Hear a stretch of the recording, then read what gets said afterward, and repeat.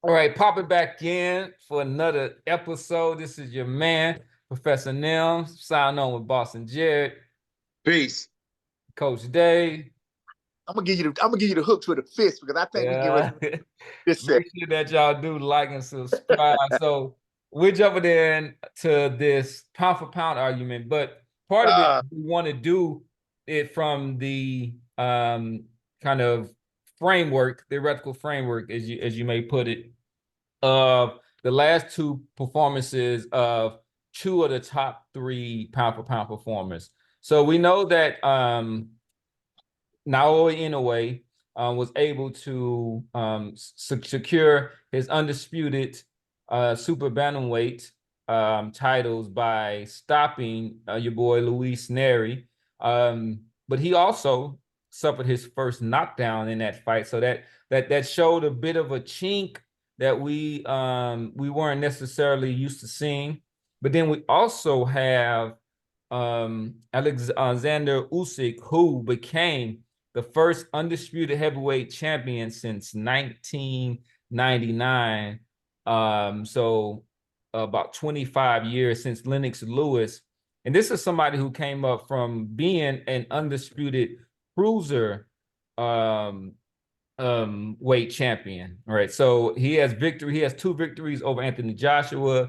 He and was able to be the first person to beat Tyson Fury. So that is, and we know that Terrence Crawford, he has not had him fight since he was able to stop Errol Spence. And we do have to mention that because that speaks to his activity or lack thereof, and why a lot of people do like to rank Inoue ahead of him, and maybe even now Usyk, who was able to accomplish something that we haven't seen this millennium. So we'll start with Coach Dave. And right. So kind of give us your thoughts of so you can speak about in a way or Usyk, this is kind of your choice, but would you move any of those participants ahead of your boy Terrence Crawford, who is going to be fighting soon against Israel Madrimov for his opportunity to secure a belt at 154 pounds?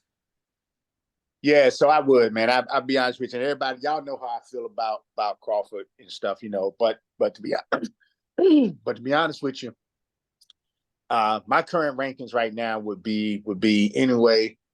Number one. Wow. Yep, absolutely. It will be Inoue number one. And I'll say Crawford number two. Then I'll go ahead on and put Usyk at three. But I will also let me finish. I will confess right here now that putting Crawford at two, is hesitant. It is definitely probably more so of just I'm a fan of Crawford, and I know this guy can fight. But I would say if I was really, really, really, really, really being non-biased with it, I would probably have to put Usyk at number two, just based off of activity. And I think you hit it on it, man, because even though pound for pound, you might grow across just different spectrums, be it from skill set, last performance, who they fought, all that stuff is relevant, man. And activity has to play a part in it yet. We just haven't seen Crawford get in there and bang after Earl Spence, really. Now you take Inoue for instance, in terms of why do I move this cat up first? I mean, you saw what he just did with Neri. This cat just came off of thrashing Fulton, and then Denare, and I can't remember his whole resume, but I'm looking at and I don't think he fought those guys in orders. There might have been some different ones in between those fights, but you see what I'm close. Yeah. You see what I'm getting at in terms of the activity, man, and how you just not respect that. You see what I'm saying? And the fact that and the accomplishments and stuff is there. You know what I'm saying? Now, speaking of activities, what makes me put Usyk third, and I want y'all to hear me clearly on this thing. He hurt Tyson Fury, did his thing, but I personally think Tyson Fury had enough rounds in the bank to where, to me, Tyson won that fight. I think Usyk lost to Dubois. I don't think he didn't hit him in his nuts unless his nuts is sitting all the way up this high. It mean it won't no low blow. He stopped this guy. So I'm looking at him. To be clear, he stopped Dubois, right? Wait. Officially, that is what it's on the record. Yeah. Say what now? Well, he stopped that's one. We Dubois. just It want to wasn't tell like that them fight went the on the record. But look. I got you. Go ahead. Now that body shot, bro. He called a break. No different than Tyson. Tyson caught a damn break when Usyk did get hold of that joker. I think the referee kind of helped Tyson out a little bit. Where it should have been, Usyk probably would have demolished this joker. Had the ref really been on his game doing what he's supposed to have been doing. So, but back to the pound for pound, Inoue, we really seriously look at the guy's activity, look at the opposition, look at what he done and accomplishment. Mm-hmm. Crawford, we got to wait and see. We need some activity out of this guy. I put Usyk third because the activity that he did have, I don't think he won that fight against Tyson. I think the fight should have been stopped. It wasn't no low blow when Dubois hit him. So, but in terms of that accomplishment, undisputed, hey, bro, you got it. 30 years or however many years it's been, hey, man, you got it. And the guy is a good fighter, bro. I mean, I honestly like him as a fighter, but in terms of how I'm ranking pound for pound and looking all the way across the spectrum of stuff, bro, I'm taking everything in that. And to me, definitely the activities is something that I'm incorporating. And it hurts me to my soul to move Inoue up before my boy Crawford, but we'll see what happens when Crawford gets back. Dave, let me ask you a question here, man. And I hate to sound like a broken record here. Who has a stronger resume between Usyk, Inoue, and Crawford? Well, I'm gonna go with Inoue, bro. I think Inoue. You think Inoue? I think Inoue have been in there with some bangers, bro, and I think his performance has just been great. I think this guy has just been fighting, bro. Period. I mean, I think that's not a pretty good argument. I think that who is Inoue's Tyson Fury? Hey, look, bro, but it would. I mean, bro, because that's a discussion we have to have, and we're going to talk pound for pound. Who is Inoue's Fury? Bro, you can name anybody as being, quote, his Fury. Being from this last cat he fought. It's probably Fulton. It's probably you saw the fight. You can look at Fulton. You saw the dude fight, bro. This cat was in a brawl, bro. This cat was in a hell of a fight. Okay, let me ask you this: Who is Inoue and Crawford's Anthony Joshua, a former unified heavyweight champion? Donaire, probably. Okay, let me ask you another question. All your questions are getting answered, bro. You can throw who was out there all the time, bro. I just gave you my pound for pound and my reasons. Okay, all right, man. Won't you tell me why? Look. He's fought better guys. Usyk has beaten better guys than both of these guys. Then Crawford in there. Well. Yes, it's not even a question. It's not even a question. It's not even a question. And I watched the cruiserweights. I watched the cruiserweights. Breedis, Glowacki, Gassiev, Bellew, Joshua, motherfucking Bellew. Yes, Bellew. Look, and Bellew is not up there at the top, but Gassiev, Breedis, Glowacki, I can't say that, but I think Joshua I think, and Fury, absolutely. You got to be kidding me, guys. Like, come on. I like Crawford. I like Inoue. This guy has beaten much head and shoulders better comp. It's not even close to me. This guy got undisputed the hard way against tough-ass opponents. Guys who were undefeated. Like I said, Gassiev, Glowacki, Breedis. These guys are serious business. And the cruiserweight division is kind of this invisible division in boxing. It is. These guys were tough that he beat, man. And look, Crawford's got good wins. During that lead up to the Spence fight, I was adamant, arguing, going back and forth with Randy about how, the Spence fans would tell you that this guy, Crawford, hadn't fought nobody. And I was adamant that he had. Guys like Postal, guys like Horn, guys like Diaz, Gamboa, not even Chunu. Who was my man who he beat, who beat up Ricky Burns, the unified guy, the African kid? He fought Sean Porter. I mean, look, bro. Sean Porter. Look, Crawford's got good wins. But now we're talking pound for pound, and the discussion changes now. And if you look at Crawford's best wins against Usyk's best wins, look, who Fury, was more dominant? Joshua, who was more Reedus, dominant? You said who was more dominant? Yeah, in their wins, because I mean Crawford was more dominant, but I would respond to that by saying that Usyk's opposition was better. But you, hey, look, man, it's tit for tat. If we're doing pound for pound, it's honestly just subjective to you. But it ain't even really no argument to be there, because if this person was more dominant, this guy's opponent was more whatever, bro. Hey, look. All right, okay, that's fair. That's all I'm saying. I'm saying Inoue, I'm saying Crawford, I'm saying Usyk, and I'm only putting Usyk down there based off of how I saw his performance against his last two fighters. I don't think he beat either one of those two fights, even though he came back and stopped Dubois. I think that damn fight should have been stopped when his ass went down. Fuck that. That was a clean shot. So, so that's what I'm getting. All right.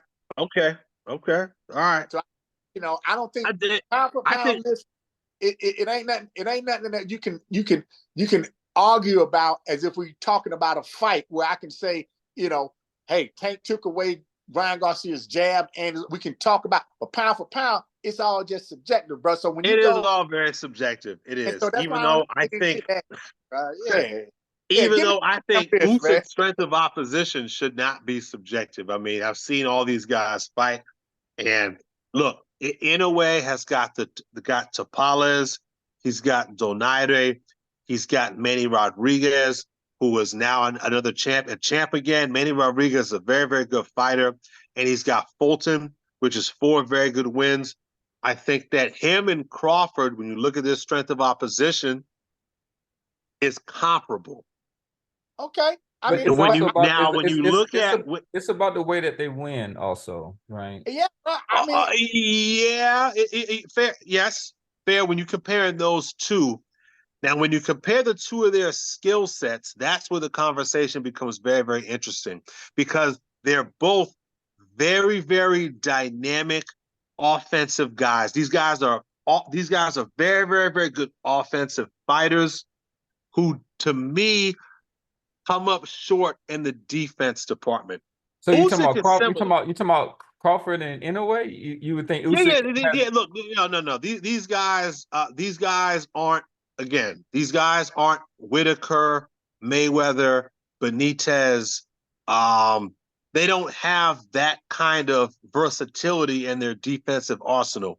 With them, it's defense by offense. A lot of the times, their offense is their defense. It is, but it's partly a mindset in a sense, because it's a reason why Whitaker and Mayweather were able to be that defensive and whatnot, because they weren't going to take the necessary risks to go. So when you talk about Crawford, that's not true. That's not true at all. Crawford has stopped his last 9 opponents, and Inoue has stopped his last, I think, 12 out of 13. And it's because of their willingness to be on the front foot at a certain time and take more chances than. So Floyd wasn't on his front foot against Chico Corrales?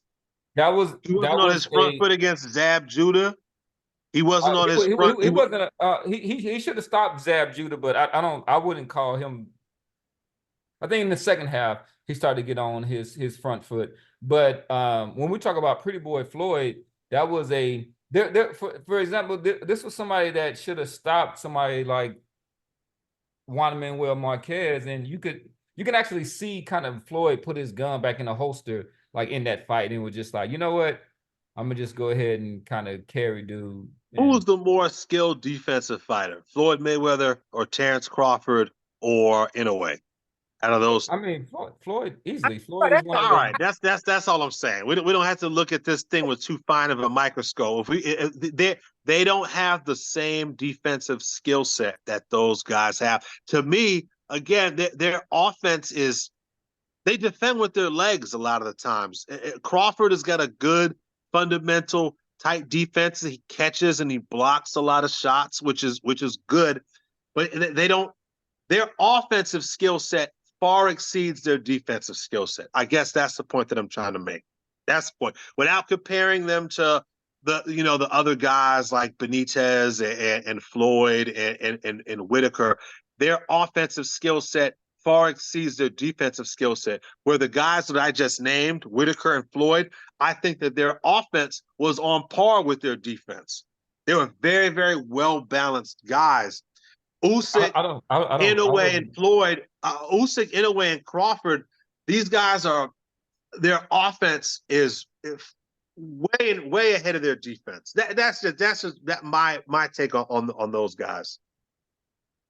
Well, I mean, Floyd, for the pretty boy Floyd, there can be an argument made. I don't know if I would make that argument for Whitaker. I think Whitaker, if you on a scale of 0 to 10 comparing his offense to defense, I think that there would be a larger gap between those sets. I think that yeah. All right. Well, what about guys like James Toney and Mike McCallum? Those guys were pound for pound guys. Look at how versatile those guys were. Those guys' offense. We're kind of getting off track here. Yeah. The only point I was trying to make was that I can't even remember the original point I was trying to make. Well, no, yeah. But, I mean, so I just kind of chimed in, and I'll say we won't visit this too long. Well, I was saying I think part of it is a bit of a mindset that that Inoue and Crawford have. That if I think if they want to be overly defensive and like not really get hit and not get hit, I think that they could be some very great defensive tacticians within the ring, but their style would suffer and they would not have the knockout percentage that they do now.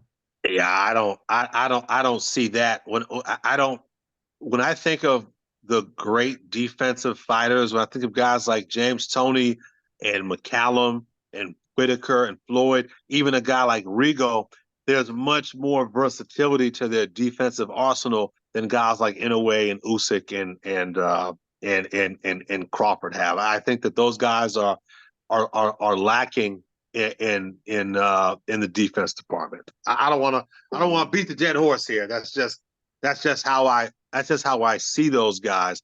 And as those guys continue to move up, especially Crawford, he gets in there with a guy like Canelo. We might even see it against a guy like Madrimov. When you cannot make guys miss, it is very, very tough to be successful at the higher weight divisions. The reason why James Toney could go up to cruiserweight and stop guys like Evander Holyfield was because of his ability to make guys miss. Same with Floyd, same with McCallum, who went all the way up to cruiserweight. Those guys had the ability to make people miss. Pernell Whitaker, who was 5'6.5" or whatever, was in there fighting against guys like De La Hoya. He could make guys miss. Terrence Crawford goes in there against a guy like Canelo, even against a guy like Madrimov. And you see Inoue go in there against a guy at 130 or against a guy at 135 like Tank, and he can't make Tank miss. He is going to get destroyed. Crawford, same with Crawford at 154 to 160. He has to be able to make guys miss. He just don't have that ability. Usyk, to some extent, has that ability. He did a very, very good job fighting off his front foot and getting his head offline. Did a very, very good job. I think Usyk, out of all those three guys, might be the best defensive fighter out of those guys. But Usyk he also is has limited because of his size, right? The way, I mean, it's the size. He's coming up. He can only go up to heavyweight. Usyk can only go up to heavyweight. So we're not going to see him move up 2, 3, 4 divisions. We'll only see him go up 2 divisions. Usyk, to me, out of those two guys, the best defensive fighter. even with him only going up one division, it was still a bigger weight jump than both Terrence Crawford and Inoue. So we want to do give him credit Yes. for that. But at the same time, he is he's also not the KO machines that those two fighters are. So like, and one thing that I want to say to kind of give you an example, think about somebody like Shakur Stevenson. So do you think that Shakur Stevenson, if there was a little bit of a change of his mentality, he took a few more risks, you don't think he would be a more offensive, he could be easily a more offensive fighter? He could, but I wonder whether or not his I wonder how sturdy he is. I think he fights the way he does. When I see guys fight the way Shakur Stevenson fights, especially against a guy like De Los Santos, who could punch and who was quick and explosive, it makes me question their durability. Was he in there fighting like that because he knew he couldn't take these guys' shots? Was De Los Santos just that explosive of a puncher? I don't know. To answer to your question, your question was again if Shakur Stevenson took more risks. What again? Could he be easily be a more offensive fighter and more somebody who could, you would see his knockout percentage go up exponentially, probably. Yeah, yeah, but it's going to depend on his opposition. I need to see Shakur in there with better guys. I think maybe yes, because he's starting to grow in. He's starting to fill out more. Um, maybe, maybe we're not going to see how good Shakur Stevenson is until he moves up to 140 pounds, though, and he tests himself against these guys at 140. 135 is kind of a there isn't anybody there. Him beating Lomachenko is Well, I really mean, it would be a great, be a Frank, good win, but yeah. it's not going to be the same. It's not going to mean as much at this point in Lomachenko's career. But let's be clear that Frank Martin is fighting Tank Davis at 135 Yeah, and Lomachenko. So I mean, if they decide to stay there, I mean, I think the winner of that, who I'm presuming is going to be Tank Davis. I think that, but they might be trying to sit on that fight, let it marinate a little yeah, bit I would be longer. So shocked. I would be shocked if you saw Shakur Stevenson versus Tank Davis that's what we need. anytime soon. That's like that's Hagler Hearns. I mean, It that's not is, but that's actually like Leonard Hearns. That's actually that's more getting closer back to to Leonard Usyk Hearns. though, getting back to Well, I don't want to get with that into said, because again. we want to give kind of wrap this. We have another segment. Is you didn't give us just remind us of your top three. We got coaches top three. He was able to say that. Like remind us of your top It's three. Usyk Inoue Crawford. Usyk Inoue Crawford. Usyk far and away has the better strength of opposition. I think he's the more balanced fighter. I think Mm-hmm. Inoue and Crawford are more dynamic and more versatile offensively. But I think Usyk has a better defensive skill set than those guys. Mm-hmm. Um, so yeah, fought the better guys. Um, the more well-rounded fighter, because all their accolades are equal now across the board. All three of those guys are All three of two-time them. undisputed guys. So the one thing that distinguishes Usyk from Inoue and Crawford is his versatility, his well-roundedness. Again, not as good offensively as either Inoue or Crawford, but a better defensive fighter than those guys. And I think he demonstrated being able to go up and make that huge weight jump from fighting 200-pound guys to now fighting guys where he's at a significant his first few fights at heavyweight, man, he was giving up a lot of weight. Again, not against the best guys in the world. I'm not going to make those guys out to be like they were an old Derek Chisora, Chaz you know. Witherspoon, yeah. But in there, and as much as I made fun of Anthony Joshua for a long time, him beating Joshua the way he did those two times, man. Yeah. Look, we've talked a lot. I'll leave it at that. Usyk, in a way, fights more than Terrence Crawford. Crawford fights every couple years. It seems like at this point, every 18 months. Inoue, much more active. Yeah, Inoue and Crawford to me is 2A, 2B. I hate to hold Crawford's inactivity against him because a lot of that is boxing politics. I believe that if Crawford wanted to fight 2-3 times a year, he could, but politically he can't. So I hate to hold that against him. Crawford and Inoue are 2A, 2B. I'm not going to argue with anyone who's got Inoue above Crawford or Crawford above Inoue, but I will argue with you if you have either of those guys ahead of Usyk at this point, after what we saw a couple weekends ago. All right. So we're going to go ahead and end this segment. I'm just going to quickly kind of weigh in on there. And part of it is just kind of taking in both of the arguments in there. And I will say that I will reluctantly give my vote for pound to Usyk. I think at a point it's just that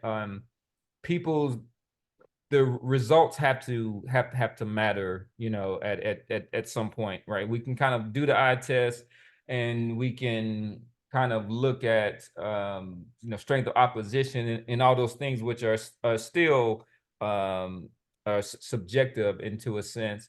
But he's been an active heavyweight.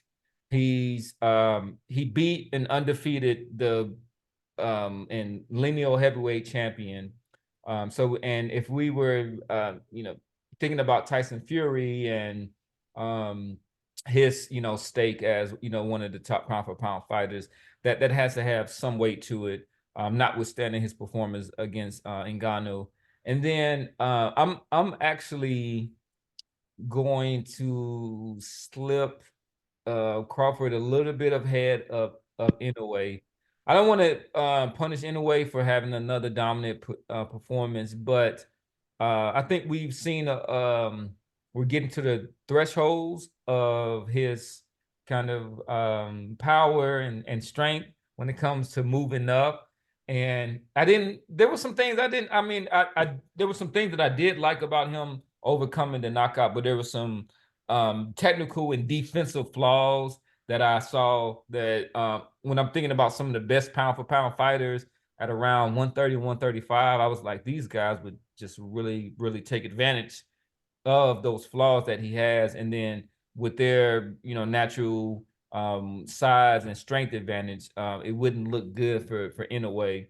So I'm going to have Crawford 2 and then Inoue 3, but leaving a little bit of wiggle room depending on how Terrence Crawford looks at his in his next bout coming up fairly soon.